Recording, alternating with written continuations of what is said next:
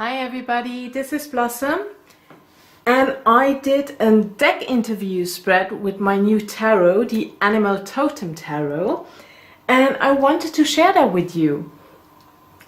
And this is the spread as you see, and the cards are as following. So we have card number 1 here, and there the question is, what is your most important quality, or what is the nature of the deck? Then the second card right here is, what are your strengths? Here the third card, what are your limits? Then the fourth card, there we have, what are you here to teach me? Number 5, how can I best learn from you? And number 6, the potential outcome of our working relationship. And I pulled this card, and with number 1, so the most important quality of the deck, we have 3 of Cups. So this deck reminds me not to take everything so serious, but it tells me that I shall have fun with it. It wants to have fun with me. And the best way to use this deck is in a light-hearted manner. Also, I think that this deck wants to connect with people. So I think this deck actually wants to be used with a lot of different people. And it also reminds me to have, to have fun with my spiritual practice.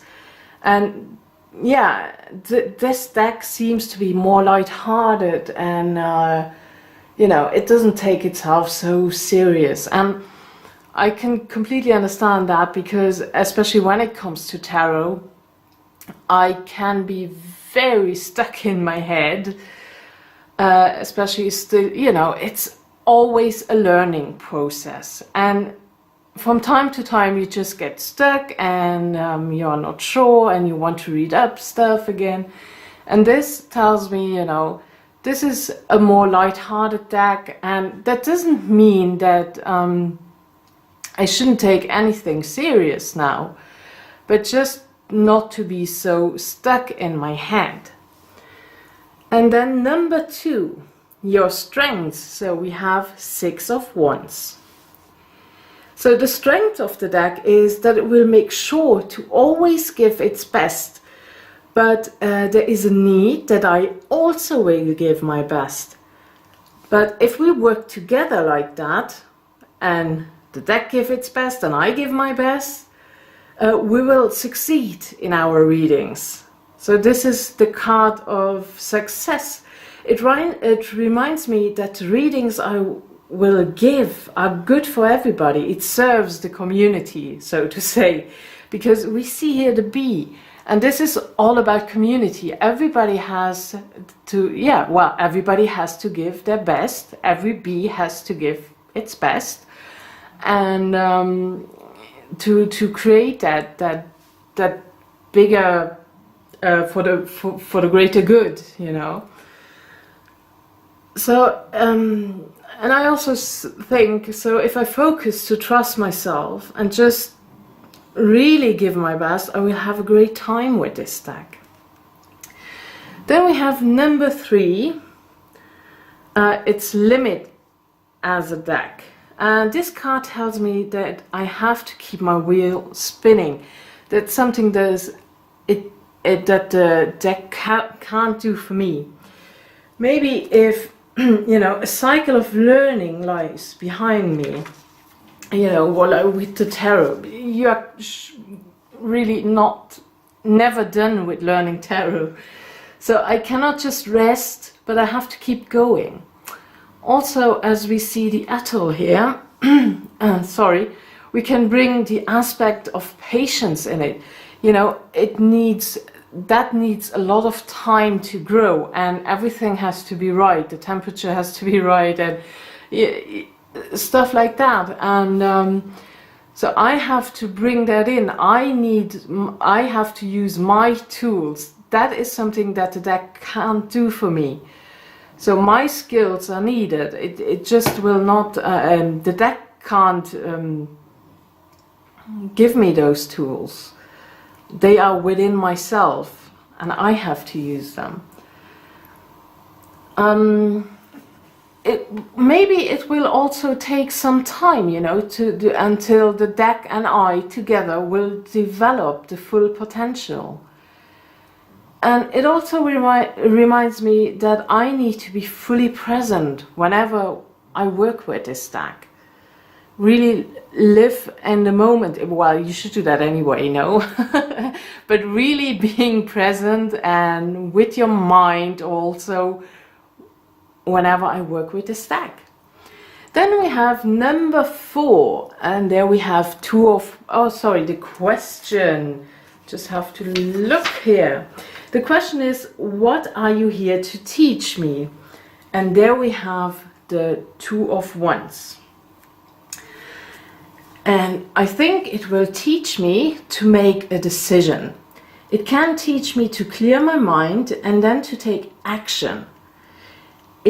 The deck wants me to know that the time of pondering is now over. And I should join the forces with the deck, and together we can experience something new.